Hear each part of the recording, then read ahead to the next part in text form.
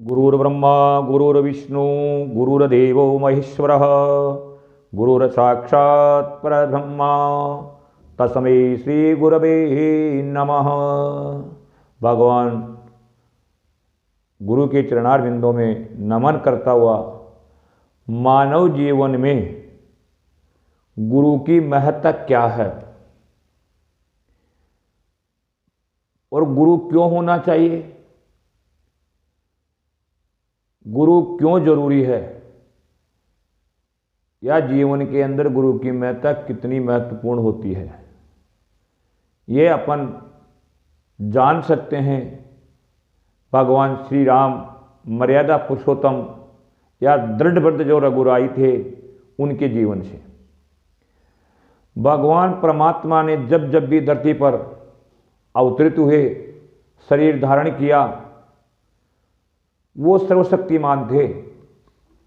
वो जो चाहते वो कर सकते थे, लेकिन मानव कल्याण के लिए,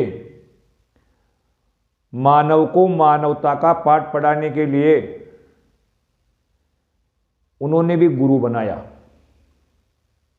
और गुरु बना करके गुरु की आज्ञा के अनुसार, गुरु को बताए हुए पथ के अनुसार अपना जीवन जिया और भगवान श्री राम ने मर्यादा स्थापित की। आज भारतवर्ष में इतने वर्षों के बाद नाना प्रकार के असंख्य ऋषि मुनियों ने अपना बलिदान देने के बाद, कितनी ही तपस्या करने के पश्चात, कितने ही राम भक्तों ने अपनी जान देने के बाद, अपने आप को बलिदान करने के बाद, जब अयोध्या में भगवान श्री राम पुनः विराजमान हो रहे हैं, तो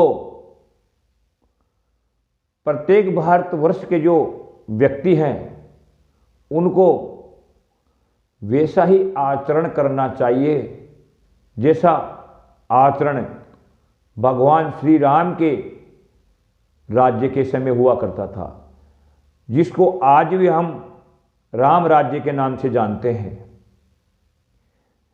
कितने ही राजा हुए, कितने ही संत महात्मा भी राजा बने, लेकिन किसी एक का भी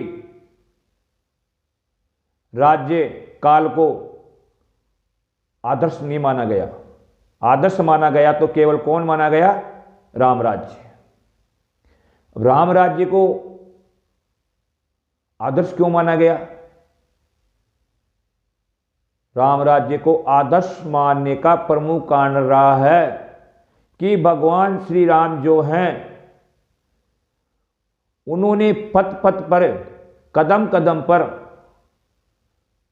मर्यादा को स्थापित किया है, मर्यादा का हनन नहीं किया। उनके जीवन में देखने को मिलता है कि उन्होंने कभी किसी व्यक्ति या किसी प्राणी मात्र से भेदभाव नहीं किया। जो व्यक्ति बिना भेदभाव के हीनता का और उच्चता का भाव नहीं रखता है और प्राणी मात्र को भगवान का स्वरूप मान करके उनसे जुड़ता है या अपनी सामर्थ्य के अनुसार उनका सहयोग प्रदान करता है, तो उसी का जीवन प्रेरणा का स्रोत बनता है। भगवान श्री राम ने ऐसा ही किया। वो जब बचपन में बाल क्रीड़ा कर रहे होते हैं तो पक्षियों के साथ खेलने का उनका वर्णन मिलता है। एक कौवा, जिसको आम आदमी आज भी अच्छा पक्षी नहीं मानते हैं, दुष्ट पक्षी मानते हैं, क्रूर प्राणी मानते हैं और उसकी निंदा करते हैं, लेकिन कौवे के साथ खेलने का वर्णन मिलता है भगवान का। और बाल सखाओं के साथ अयोध्या में जो उनकी उम्र के छोटे छोटे बच्चे थे उनके साथ खेलते भी हैं और खेलते ही नहीं हैं। प्रत्येक प्रतियोगिताओं में, प्रत्येक खेल के अंदर भगवान राम सहज ही उनको जिताते हैं और अपने आप को परास्त करके उनके जीते हुए जीतते थे बच्चे उनके सुख को देख करके सुखी होते थे। अपने आप को जिता करके सुखी नहीं होते थे, उन अन्य बालकों को जिता करके उनको जो सुख प्राप्त होता था उससे वो सुखी होते थे। और आगे चलते हैं तो उन्होंने गुहराज जो भील थे, भील जाति को आज का व्यक्ति कैसे समझता है, या केवट, उनका उद्धार किया, उनको अपनाया। शबरी, उसको अपना करके उद्धार किया, उसके झूठे बेर खाए। और समय समय पर जैसे जैसे उनके सामने स्थितियां उत्पन्न हुई उन स्थितियों के अंदर मर्यादा को प्रतिपादित करते हुए दृढ़ व्रत रघुराही, भगवान श्री राम को दृढ़ व्रत भी कहा गया है। दृढ़ व्रत का मतलब कठोर पूर्वक, नियम पूर्वक, मर्यादा सहित अपने वचनों का पालन करने वाले, अपनी मर्यादाओं के अनुसार जीवन को जीने वाले। दृढ़ व्रत वह व्यक्ति कहलाता है जो आपत्ति काल के अंदर भी अपनी मर्यादा को नहीं छोड़ता है और विकट से विकट समस्या के समय पर भी मर्यादा का जीवन जीते हुए धर्म की पालना करता है, धर्म की रक्षा करता है, वो दृढ़ व्रत कहलाता है। भगवान ने ऐसा ही तो किया। अपनी प्रजा के अंदर जाकर के सुनते हैं कि सीता को नहीं रखना चाहिए भगवान श्री राम को, तो उन्होंने अपनी मर्यादा की, कुल की मर्यादाओं को हनन न हो इसका ध्यान रखते हुए ये जानते थे कि सीता पवित्र है। पवित्रता का सबसे बड़ा प्रमाण तो रामायण में ही मिल जाता है। जब पंचवटी में भगवान श्री राम सीता से कहते हैं कि मैं नर नीला करना चाहता हूं, तुम यहाँ अग्नि के अंदर वास करो, और जो सीता जी होती है वह पंचवटी के अंदर ही अग्नि में वास कर जाती है, और छाया स्वरूप जो सीता है वो भगवान श्री राम के साथ रहती है, और वो छाया स्वरूप जो सीता होती है उसी का हरण होता है। और जब रावण को विजय कर लेते हैं तब पुनः भगवान श्री राम कहते हैं कि अपनी पातिव्रत्य का प्रमाण देने के लिए आपको अग्नि के अंदर जाना पड़ेगा, अग्नि के अंदर वास करना पड़ेगा। दुनिया को ये दिखाया गया है, लेकिन पंचवटी में भगवती सीता अग्नि के अंदर जाती है और रावण को विजय प्राप्त करने के बाद लंका के अंदर जिस अग्नि के अंदर सीता अपना पतिव्रती धर्म का पालन करने के लिए प्रवेश करती है, उस अग्नि के माध्यम से जो पंचवटी में सीता अग्नि में वास करने गई थी वो सीता पुनः बाहर निकल करके आती है, और छाया स्वरूप जो सीता थी वो अग्नि के अंदर रह जाती है। भगवान राम को पता था कि सीता जी पातिव्रत्य की पराकाष्ठा मूर्ति है, लेकिन फिर भी अपनी कुल की मर्यादाओं का पालन करते हुए लोकाचार के लिए, लोक लज्जा के लिए सीता जी का त्याग कर दिया। ऋषि मुनियों द्वारा ब्राह्मणों के लिए या जो तपस्वी लोग थे उनको दुष्टों के द्वारा बार बार सताए जा रहे थे, वो प्रताड़ित हो रहे थे, तो उनकी रक्षा के लिए बाल्यकाल में ही विश्वामित्र जी राम और लक्ष्मण को ले जाते हैं और कहते हैं कि हम यज्ञ करते हैं, और यज्ञ के अंदर जो दुष्ट राक्षस हैं वो नाना प्रकार के हड्डियां, मांस, पीऊ, जो रक्त होता है, मज्जा होता है, सब डालते हैं, यज्ञ को विध्वंस कर डालते हैं, और उनसे हम दुखी हो गए, आप हमारी रक्षा के लिए राम और लक्ष्मण को हमें दे दीजिए। और दशरथ जी से राम लक्ष्मण को ले जा करके यज्ञ की रक्षा करवाते हैं। और भगवान जो श्री राम है वो स्वयं कहते हैं, किनसे, विश्वामित्र जी से कि आप निश्चित होकर के यज्ञ कीजिए, यज्ञ की रक्षा के लिए हम आपके यहाँ तत्पर हैं, हम दुष्टों का संहार करेंगे। और ऐसा ही देखने को मिलता है, ताड़का का वध होता है, सुबाहु का वध हो जाता है। मारीच जो है वह 100 योजन दूर बिना फलक के बाण के द्वारा 100 योजन दूर भेज दिया जाता है। और आगे चल करके वन गमन के समय, वनवासी जीवन के समय नाना प्रकार के अनेक ऋषि महर्षियों को अभय प्रदान करते हैं एवं उनको नाना प्रकार के सुख प्रदान करते हैं। भरद्वाज ऋषि से सब कुछ जानते हुए भी मार्ग पूछते हैं कि मेरे को अब किधर जाना चाहिए और कहाँ जाना चाहिए। भरद्वाज ऋषि अपने आश्रम के 4 ऋषियों को उनके साथ करते हैं कुछ दूर के लिए कि आप इनको रास्ता बता के आइए, और वो रास्ता बता करके आते हैं। वाल्मीकि जी के आश्रम में जाते हैं। वाल्मीकि जी को आज वाल्मीकि लोगों के बारे में लोग क्या सोचते हैं, लेकिन भगवान श्री राम ने यहाँ वाल्मीकि के आश्रम में जाकर के उनका आतिथ्य स्वीकार करते हैं और सबरी के यहाँ जाकर के सबरी के जूठे बेर खा करके उसका उद्धार करते हैं। आगे जाकर के राजा महाराजाओं के द्वारा सताए हुए दुष्ट राजाओं के द्वारा प्रताड़ित किए हुए व्यक्तियों का सहयोग करते हैं और उन दुष्ट राजाओं का वध करके अन्य राजाओं को वहां स्थापित कर देते हैं।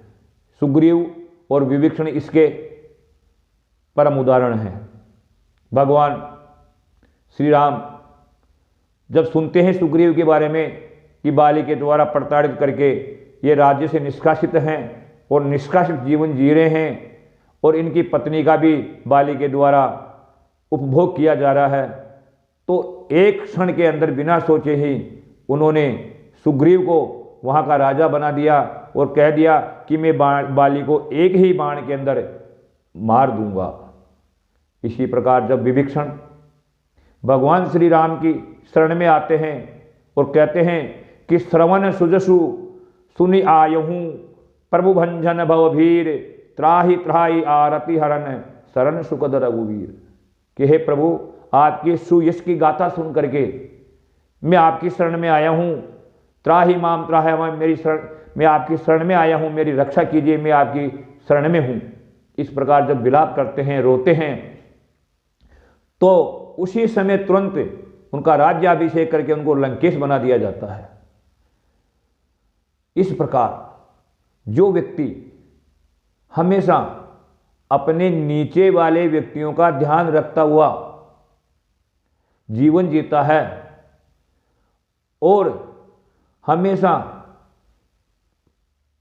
आसपास वाले लोगों को सहयोग प्रदान करता है कि मेरे पास में रहने वाला कोई व्यक्ति किसी कारण दुखी तो नहीं है या उसका सहयोग मैं प्रदान कर सकता हूं, इतनी सामर्थ्य मेरे में है, अगर है तो करना चाहिए। हमारे यहाँ देखा जाता है कि एक व्यक्ति के नाना प्रकार के वैभव भरे हुए हैं और पास में ही दूसरा व्यक्ति अभाव के अंदर जीवन जी रहा है, उसको खाने का भोजन तक नहीं उपलब्ध होता है। उस व्यक्ति को वह खाना विष के समान है। जो आपके पास में कोई व्यक्ति भूखा सो रहा है और आप नाना प्रकार के व्यंजनों का भोग लगा रहे हो, तो वो आपका अच्छा नहीं माना जाएगा। आपकी श्रेष्ठता उसमें है कि आप आपके आसपास वाले व्यक्तियों का ध्यान रखें। अगर भगवान ने आपको समर्थ बनाया है तो उसी में आपकी समर्थक होने की सार्थकता है।